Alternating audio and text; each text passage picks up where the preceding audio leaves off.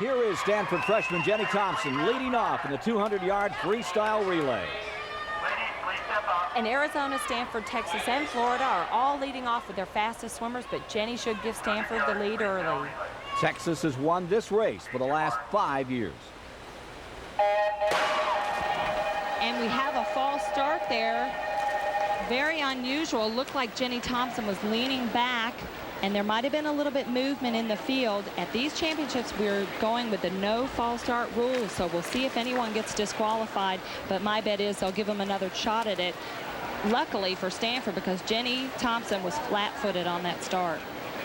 Let's look at that start another time here and see if we can spot where the problem was. Well, if they do disqualify Jenny, the reason would be as she gets in her track start position, watch her right leg wobble right there. She never really seemed to have control. And in the NCAA competition, one false start and you're out. Silver, New Hampshire's Jenny Thompson awaiting word. And that word is not good. Jenny Thompson and Stanford have been disqualified from this 200-yard freestyle relay. That is devastating. Not a way you want to start an NCAA championship. Very disappointing for Stanford. Stanford coach Richard Quick discussing that decision with Glenn Henry, the meet referee. And Jenny Thompson trying to deal with this setback for her team. Cynthia Potter waiting to get word to Richard Quick on that call. Well, there's no question in my mind that we moved before the gun. But when the gun went off, she was going backwards to check herself. And, you know, any movement when the gun goes off is, you know, a disqualification. But the problem I'm having is that the heat before, there was some movement and everybody got a second chance. And I'd love to have had a second chance. Let's see if Jenny is moving when the gun or the horn is sounded. Ooh, I think it's a bit of a close call, but the officials had the angle and feel like they made the right decision. So minus Stanford and Jenny Thompson, this first event is about to get underway. And it may be an advantage for Arizona and Texas because the empty lane in lane 4, there is no swimmer and therefore there's no turbulence to affect the swimmers leading off. Lane 5 is Texas. Julie Cooper is the person leading off for the Longhorns. And Chrissy Amon-Layton in the white cap toward the top of your screen is swimming for Arizona, lightning fast leg.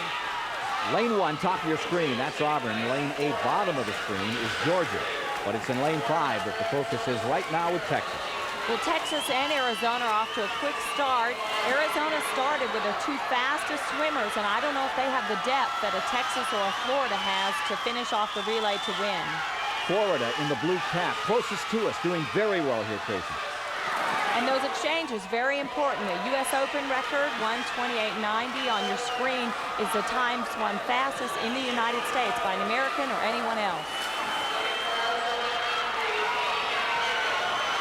And Arizona still fighting along very well with Texas in the black cap, Arizona in the white cap, doing surprisingly well. On that exchange, it's Arizona first, Texas second, Florida third. And this is the anchor leg. Whitney Hedgepeth is anchoring for Texas, and she's a great competitor, has a lot of speed, and I think Texas is going to be able to come home with the win. You're watching the 200-yard freestyle relay. First event in the NCAA championships for '92. And the Lady Longhorns win with Arizona, the runners-up. Florida finishing in third. Anchoring for Texas was Whitney Hedgepeth here. Let's take a look at the scoring for this event. There's 20 points for a win, 17 points for second, and a 1-point declining graduate to the field. Double points in those relays. And it's high fives for the Arizona Wildcats with that second place finish. Take a look at this scoreboard. Texas first at 40 and Stanford zip.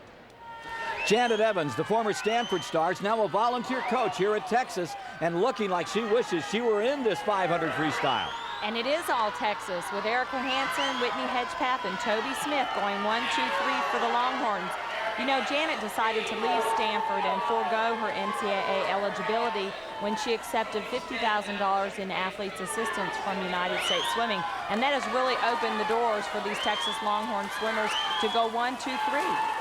Janet Evans took that money, came here to Texas, where she is still in training for the Olympics. But right now, the story is here. Erica Hansen of Texas out in front, and it's a Texas sweep. As you see those Longhorn caps, 1, 2, 3. And with just 50 yards to go, Erica has really swum this race well. Whitney Hedgepeth at the top of your screen ran out very fast the first half of the race, but Erica takes a while to get going, and she's doing very well the last half of the race. Bottom of the screen, that's Toby Smith of Texas in 3rd place. And the junior from the Longhorns, Erica Hansen, is probably very glad Janet Evans isn't in this race. She looks great. No chance for a record, but Texas is on their way to a sweep in the 2nd event. Erica Hansen pulls it off. As Hansen savors the moment, let's look back when Janet Evans savored the moment. Janet Evans was the winner in this race. She set records and dominated distance freestyle. That was under coach Richard Quick, but this year finds her in Longhorn colors, training for the Olympics and serving as a volunteer Texas coach. Well, joining Tracy Calkins and I right now is Janet Evans. How awkward was this move? This move here to Texas from Stanford University was very difficult at first. I wasn't sure how the team was going to accept me, and I was a little bit nervous. But now that I'm here, everyone's happy that I'm here. I'm really happy that I'm here. I do miss my friends at Stanford, but I've enjoyed training here with Mark Schubert, and I'm having a great time.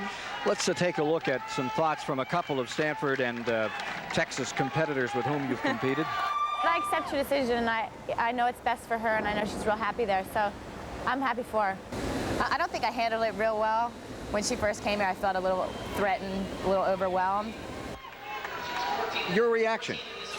My reaction is I'm glad that the girls at Stanford are happy for me, first of all, because it was really difficult leaving them and telling them I was going to a rival team. And at first, Erica was right. It was really difficult for both of us to be training with each other. We were having a hard time with it, and we both had a little bit of a rocky summer with that. But this season, we trained together and we pushed each other. We both qualified for the Olympic team in 2 of the same events, and I think it's really helped each other. We've become good friends along the way. Tracy? And Janet, you trained with Erica, as you said. Let's take a look at her 500 freestyle, and you tell us what you think, because you know what she has to go through. Well, after training with Erica, she swims her races. She negative splits them, and so she was out a little bit behind at the first, 200 yards, 250 yards, but then about the 300-yard mark, she pulled away, and this is the last 50, and she's just bringing it in, pulling away from the field a little bit more, and bringing it home hard for the win. And what about Barcelona? Do you think we can get gold and silver there? I really hope so. Erica and I have vowed to train really hard, and Erica also has a 400 IM, so she has a lot of shots to win gold and silver and bronze, and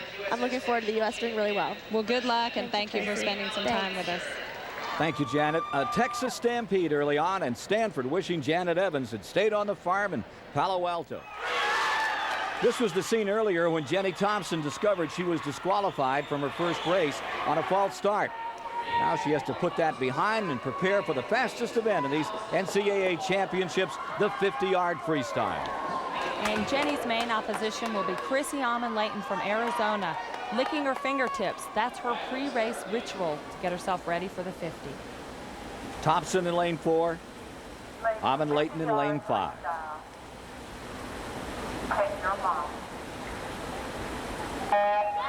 Oh, and another false start.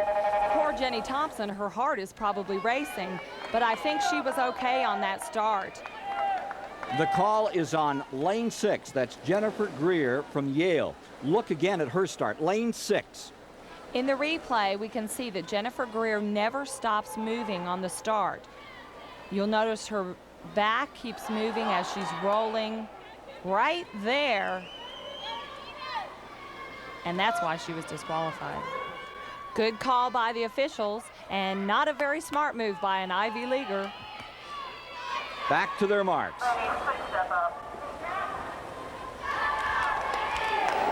50-yard freestyle ready to go.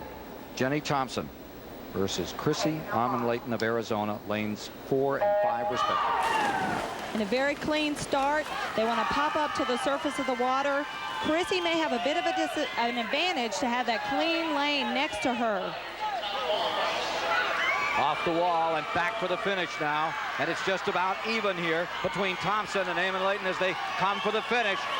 And it's going to be who has the longest arms, I think. And the longest arms belong to Jenny Thompson. Thompson will win at 22-14. Not a record. 21-9-2 stands the record. It's Jenny Thompson, the freshman, victorious here, making a comeback after that disastrous relay. And that shows a lot of composure for a freshman. And here on the finish, Jenny Thompson toward the top of your screen, she seems to come a little bit wide on her finish, but she still gets her arm into the wall just ahead of Chrissy Amon-Layton. Thompson wins. She's standing by with Cynthia Potter. Jenny, congratulations on a great comeback. How did the disqualification affect you for this race? Well, I was pretty upset at first, but I just tried to focus that mad energy into positive energy for my 50. They say you have to race perfectly in the 50 to win. Do you feel it was a perfect race for you? No, I think that no race is perfect, and that one definitely wasn't, obviously, because I didn't get any record or anything. So Jenny Thompson didn't get a record in the 50-yard freestyle, but with so many Olympians competing, a record was bound to fall, and it gave Stanford a lot to cheer about in the 400-yard medley relay.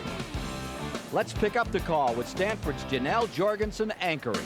Is all alone. She's just swimming against the clock. They've, I'm sure, talked about the American record. Whether or not they're going to get it, we'll have to see. They killed it. Stanford winning the 400-yard medley relay in record time, and if you can do it in the 400, why not the 200? That's what Stanford said, and that's what Stanford did, establishing another record. We're back in Austin, Texas at the NCAA Women's Swimming and Diving Championships, where we're about to see Summer Sanders, the woman who starred at the Olympic trials in one of her specialties, the 200-yard individual medley. And I think Summer will be pretty far out in front, but Nicole Hazlett next to her in lane 5 will be swimming this race with Summer in Barcelona.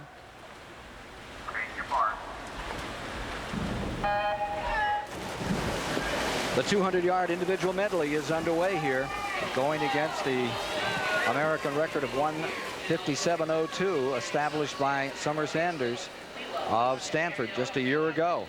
And Summer swims this race so well. She's got such a strong butterfly. She's lifted weights harder this year and has a lot more speed. And this, I think, is like a 50-yard sprint of every stroke.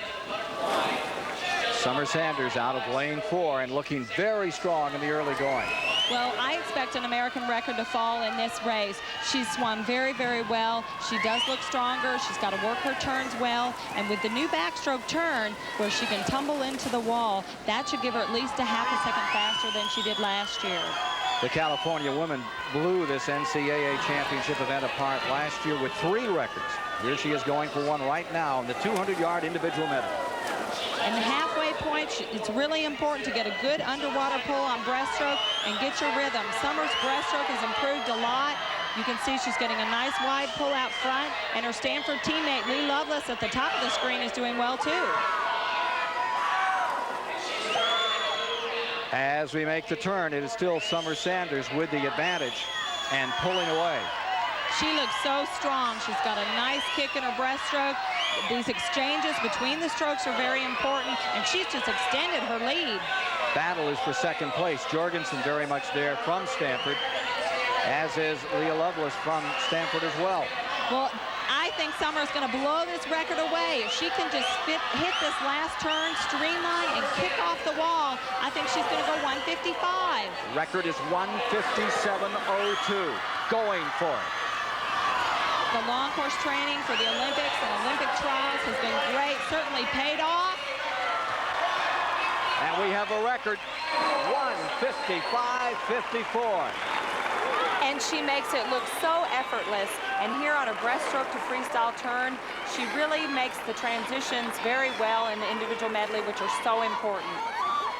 While we're awaiting Summer Sanders here in the announcement booth, we've asked her to join us here. Let's review the 1-meter diving competition. We mentioned that Stanford's EILEEN Richetelli at the outset was the favorite, but this event did not belong to her. First place went to Southern Methodist University freshman CHERIL Santini.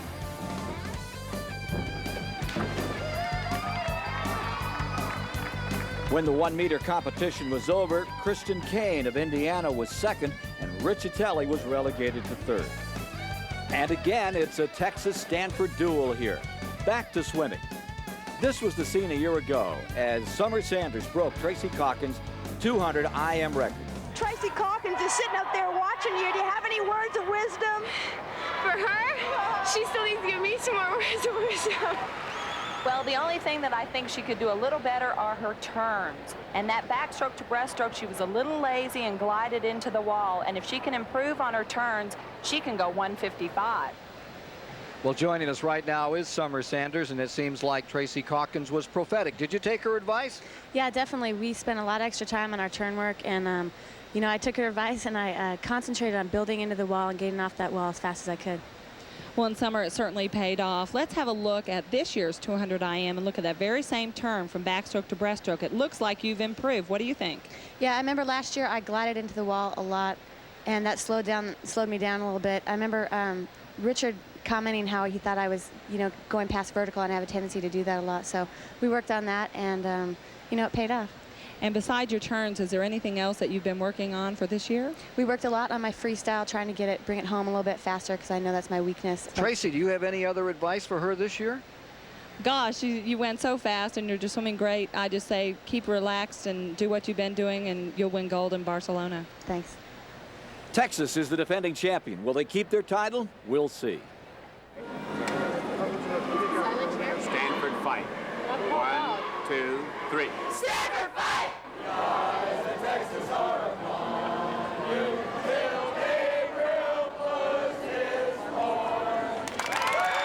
The score tells the story as Stanford is creeping up on Texas. We're ready to join the 400 individual medley in progress. The issue here is not if anyone can challenge Summer Sanders. The issue is, can she challenge the mark of Tracy Calkins, which has stood all these years? And she turned at 3:04.92. If she can come back under a minute, she'll get it. And I think that certainly is what she's aiming for. Her Stanford teammates are cheering her on. She says she's been working on her freestyle so she can finish off her 400 individual medley. She's going to go close to 4:02. A very excited Stanford coach, Richard Quick, looking on. And Richard said she has a chance to go near 4 minutes, which would just be an astounding swim. She's got to come back in 30 seconds. I think she can do it if she just needs to kick a little bit more. She's breathing a lot because it's a very demanding race. But let's see if she can bring that last 25 yards home and get the record. Here is the final lap for Summer Sanders.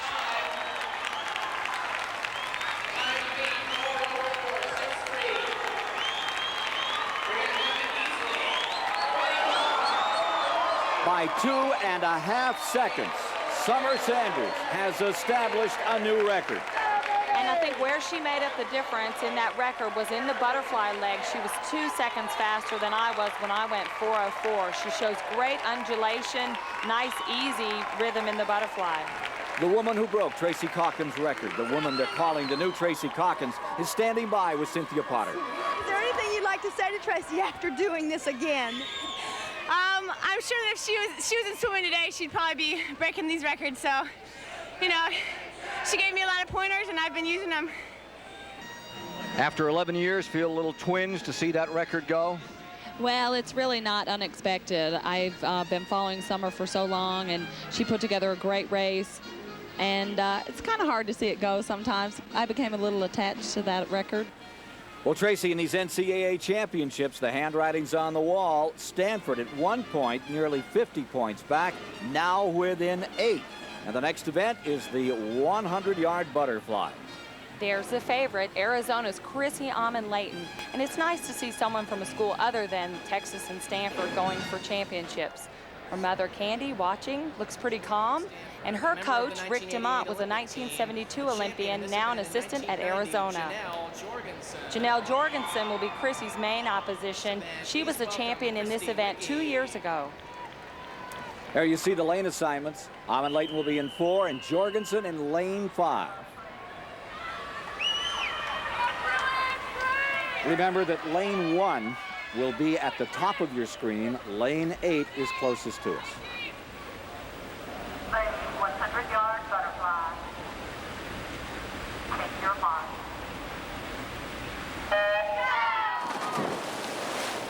And Chrissy Amon-Layton in the white cap in the middle of the pool is off to a great start. I think she can break her American record of 52:36. She said she'd like to go 51.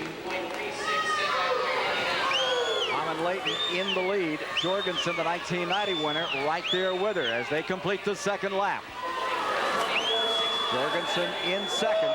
Maintaining third is Kruger of Auburn for the moment. And Chrissy is half a second faster than she was last year. She's worked a lot harder this year, and she should be able to bring it home faster than last year. We may see the first sub-52-second women's 100 butterfly. Defending champion Chrissy Amon-Layton of Arizona going for it.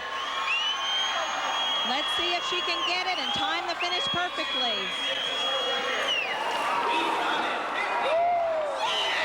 Sounds like she did, and then some. The only person faster in here than Chrissy Amon-Layton is our Cynthia Potter attempting to chase down Chrissy's mother. What makes Chrissy so great is she has great hip flexibility, so she doesn't have to move her body up and down. She just scoots right on top of the water. Chrissy Amon-Layton here, getting a hug from her coach, and her mother's going to get our Cynthia Potter. Candy, what was the sensation watching this record-breaking swim? I'm just thrilled to be here and see it. This is the first time I've been to a swim meet, a big one. And so it's been a real thrill that she swam so well and that Arizona is swimming so well. Indeed they are, as we look at the individual results here. Amon-Layton winning, and Arizona has moved to third. They've pushed Florida out of the top three here. With so many records being broken, Cynthia Woodhead, the assistant coach at USC, must be concerned about her own mark in the upcoming 200 freestyle that has stood for 13 years. And Jenny Thompson from Stanford could break that record, or Whitney Hedgepeth could break the record. She was a champion in this event 2 years ago. Nicole Hazlett, an Olympian in this event, she'll also be giving the record a bit of a run. Lane 2 to watch Jenny Thompson. Lane 4, Whitney Hedgepeth. And lane 5, Nicole Hazlett.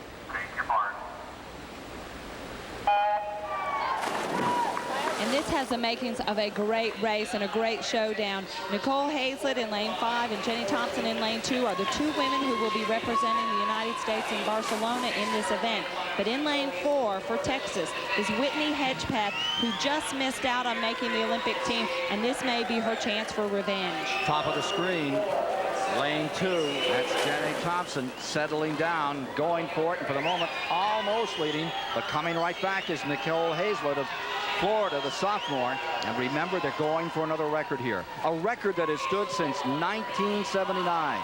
Sissy Woodhead's mark of 1:44.10. And you know, in this race, you've got the sprinters meeting the distance swimmers, and Jenny Thompson obviously has a lot of speed. Whitney Hedgepeth swims the 5 in a freestyle and has a little bit more endurance. Jenny knows she has to go out ahead of Whitney. Nicole also has a lot of speed. She's in the blue cap in the bottom of your screen. I think she'll be able to outlast Jenny, but will Whitney Hedgepeth be able to catch them? For the moment, Hazlett takes the lead in that last lap, overcoming Jenny Thompson. And Jenny Thompson has worked on her endurance quite a bit, was always known as a 50 sprinter, and now has the endurance to do a 200. They are ahead of the American record pace, and these three will push each other to try and break that record. In the middle is Hedgepeth. Top of your screen, it is Jenny Thompson. And here comes Hedgepeth trying to kick her legs, but Nicole Hazlett looking very strong in the blue cap. These are the fastest three swimmers. Will they get the record? Down for the finish. Florida scores. It's Hazlett to the line first. The time. They not only got the record, but they were all three under the oldest standing record in the book, which is 1:44.10. And winner Hazlett does it at 1:43.28. That record stood for so long, and now you have three people who go under Cynthia Woodhead's record that stood for, what, 12 years, and now three of them break the record. There's the stretch for the record, and here's our Cynthia Potter. Can you tell when you're on record pace like that? No, I didn't know. I had no idea. I knew I was out well, but everyone was with me, and I just kicked my legs as hard as I could, and turned out I was. Texas coach Mark Schubert dealing with the numbers that show them in second place, and we'll have more after this message and a word from your local station. We're at the Texas Swim Center with Tracy Calkins and Cynthia Potter. I'm Ken Squire, and it's where the SMU swimmer, Susan Lipscomb, has won the 100-yard breaststroke. But more important, Texas, finishing second in this event, has pulled back into the overall lead. They're now in front of Stanford once again in this battle for the NCAA women's swimming and diving title. However, that lead didn't hold up. Stanford's Lee Lovelace, sensational in the 100-yard backstroke. This year in the backstroke, there is a new rule concerning the turn. You no longer have to touch the wall with your hand. Lee Lovelace does the turn very well and goes on to win. Minnesota finds itself a second place. Texas, they get a third here. Stanford out in front, and Texas, they must be feeling like they're nursing a 10-gallon headache after losing that big early lead. As we move to the 3-meter board, Cynthia Potter, our diving analyst, joins me. Here's Stanford's EILEEN Richitelli mentally preparing with 2 rounds to go. She currently has a slight lead over Robbie Dalton. And this is Kristen Kane. She's in 3rd place at the moment, and she's preparing to do her forward 1.5 somersault with 2 twists.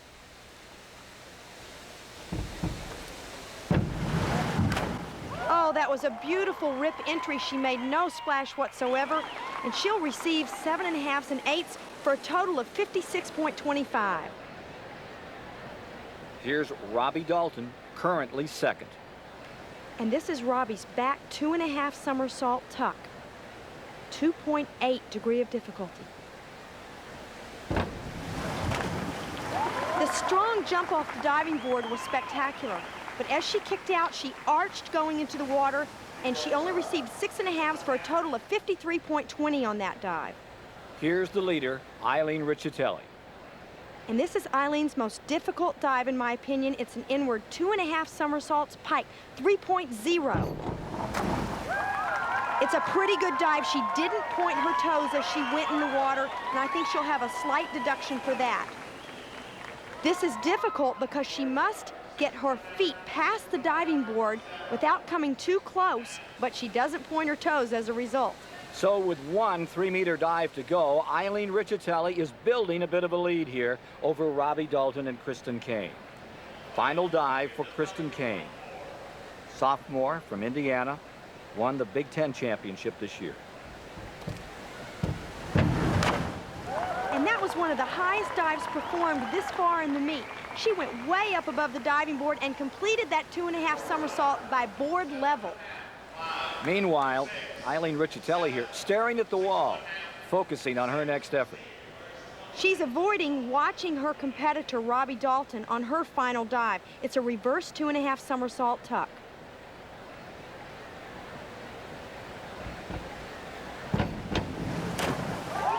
Robbie's gracefulness is unmatched. Her reverse 2.5 somersault in the tuck position demonstrates the best tuck in the contest. You see, her knees will be together as she leaves the diving board and pulls her legs up into the tuck. She kicks out vertically, and that's the way to do that dive. And her score reflects that. Now the pressure is on EILEEN Richitelli. For her final dive, a back 1.5 somersault with 2 1/2 twist. It's a 2.8 degree of difficulty, which is the same degree of difficulty as Robbie Dalton's final dive.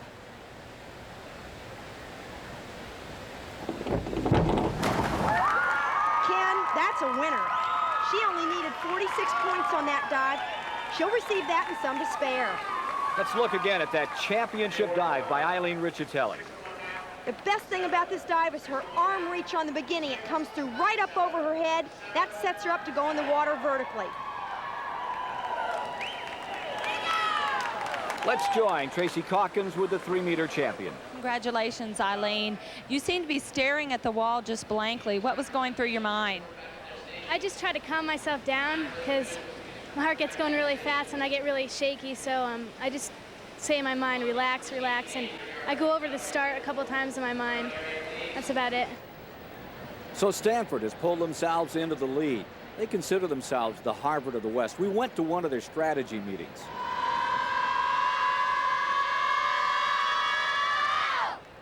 Loosely translated, they're expecting to do well in the 200-yard backstroke. And the swimmers to watch are Whitney Hedgepeth in 4 and Lee Lovelace in 5. And in the backstroke, the swimmers are allowed to go underwater for 15 meters. They come up just before those black markers, and already it's Lee Lovelace to a very quick start in lane 5. Earlier champion of the 100-yard backstroke. Lovelace out in front, and right beside her, Hedgepeth in second place. And Whitney Hedgepeth is probably one of the most versatile swimmers in America, but she always seems to just miss out on winning championships, making the Olympic team. But Lee Lovelace is being very aggressive. She has a excellent technique. Nice still head position, and she rolls her shoulder, and she's got that new backstroke turned down very well. In lane 5, the sophomore Lee Lovelace from Stanford out in front. And we'll notice the time that she's going to be shooting for is 1:54.24, American record by Whitney Hedgepeth, who's turning second now. And she is out in 53.93. She is going to break this record by a lot unless she just drowns on the last 50. Did she go out too fast? Well, we'll see if she can hang on. Her strategy, obviously, is to be very aggressive. And Whitney Hedgepeth, I'm surprised, has given her this much room. But Lee seems to be maintaining her turnover. She's got very strong legs, and she's not over-kicking at the moment. But with a 50 to go, Whitney should try and catch her, but I think Lee has too much of a lead. Lee Lovelace in lane 5. Whitney Hedgepeth in lane 4. And third spot right now is another Stanford swimmer, Debbie Trimble. And Lee is slowing down. She really went over very slowly on that turn, and Whitney has the momentum. This would be a great upset in my book because Whitney is not known as a backstroker. Look at her power past Lee Lovelace like she's standing still. And what a time, a new American record, 1:52.98. Here is where Lee Lovelace loses the race. You'll notice Lee turns too far from the wall and really has to float over on her back where Whitney hits her turn perfectly and gets much more momentum coming off the wall. Whitney outsplit Lee in the last 50 yards by 2 seconds, and she really was able to power home. Not a perfect technician in the backstroke, but I think she'll continue to swim those races. A fine upset win for Texas, but second and third, they belong to Stanford. And Stanford begins to pull away. We're ready for the 100-yard freestyle. Lanes to watch: 4, Nicole Hazlett and Jenny Thompson in lane 5. And Nicole Hazlett got a very good start for her. Normally she doesn't start too well, but Jenny Thompson, who has that 50 blinding speed, is out in front. Jenny Thompson in lane 5 has the advantage for the moment. Here comes Nicole Hazlett right beside her, and Chrissy Amon-Layton. Those three Olympians stride for stride here. And I think it'll help Nicole to be between Chrissy and Jenny because she doesn't have the raw speed that they have. But Nicole's in the blue cap, sandwiched between those two other Olympians. But Jenny Thompson has a commanding lead for 100. 19-year-old Jenny Thompson, who earlier won the 50-yard freestyle. Advantage for the moment, but it's going away here. And this is going to come right down to the wire. But Jenny looks very strong. Jenny Thompson. Wow, a new American record, sub 48 seconds. And Jenny really finishes into the wall very well. Notice how she rolls onto her side as she lunges for the wall. That roll is so she can get a few extra inches to get that American and U.S. Open record. The freshman from Stanford, Jenny Thompson, pulls out another one as Stanford continues to draw away, thanks in part to this woman, Summer Sanders. She's been in the Olympic trials, now the NCAA races, all within 3 weeks. Look at her here, totally in control of the 200-yard butterfly.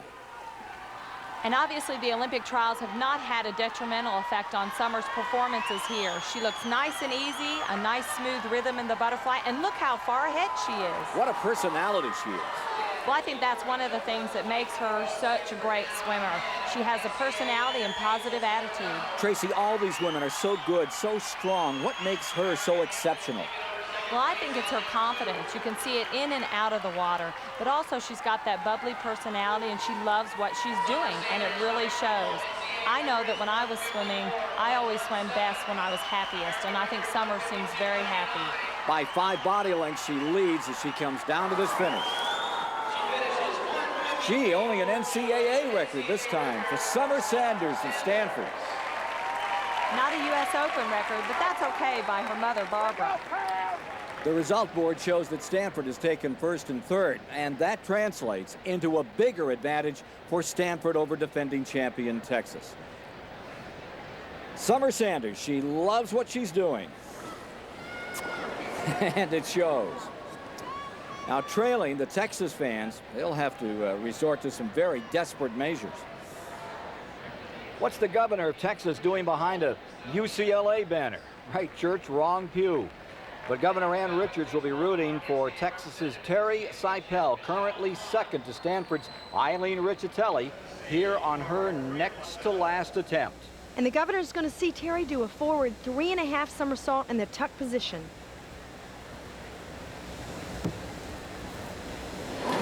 Oh, Terry went way past vertical, over-rotated on the dive, and she's going to receive 3s and 3.5s, which translates to less than 30 points on that dive. That could take Seipel right out of the competition.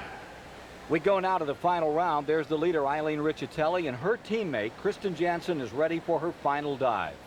And this is quite a dramatic event, as it's 3 stories above the water, 33 feet. All the divers perform from this level. This is a back 1.5 somersault with 2 1/2 twist. Well, I see a pretty big splash on that, which means she rotated past vertical, and I don't know if that would be enough to keep her in second place. Second place, Cynthia, will all be up to one person now, and she's up on the platform, Betsy Gervin. And she's doing the exact same dive, a back 1.5 somersault with 2 1/2 twists. Ooh, a beautiful dive. It's vertical. Let's see if she gets enough points to overtake second place. No, she does not, and Kristen Jensen is second. Eileen Richetelli, the leader, looking confident and comfortable. And unless she goes off the wrong end of the platform, she has this contest sewn up. It's a back 1.5 somersault with 2 1/2 twists. Wow, what a spectacular dive. And this win makes her one of the favorites to make the 1992 Olympic team. Eileen Richetelli, a gymnast for 9 years, has made the transition to diver nicely, and she's won on the 3 and 10 meters. But more important, Stanford has accumulated enough points to defeat Texas for the 3rd time in 11 years. Stanford has won the NCAA Swimming and Diving Championship.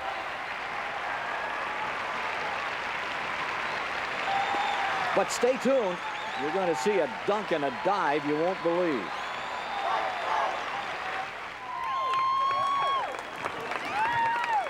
So Stanford has won, and let's go to Cynthia Potter with head coach Richard Quick. Are these clothes water resistant? I don't know about that, but I guess we can take them to the cleaners. We'll find out how you're... I don't think these women can push me in the water. Do you think, Cindy? Let's see, Richard.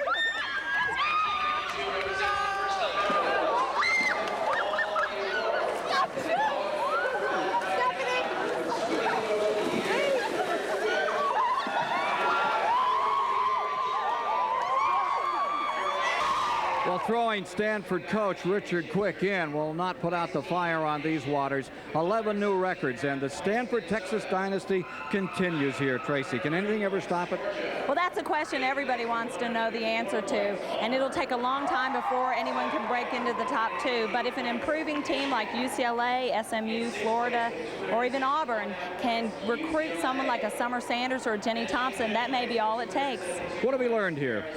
Well, I have learned that American swimming for the women is right on track for winning many, many gold medals in Barcelona. Thank you for joining us. For Tracy Calkins and Cynthia Potter, I'm Ken Squire here at the 1992 NCAA Women's Swimming and Diving Championships, where Stanford reigns supreme. Hey, but before we leave, there's one more diving style you have to check out. From 33 feet, 10 meters, the initial effort of Summer Sanders.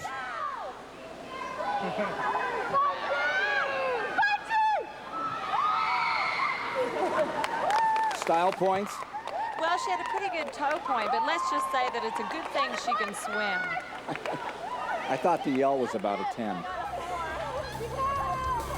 Ken, she didn't have a very high degree of difficulty, kind of the 33 feet free fall, I think it was.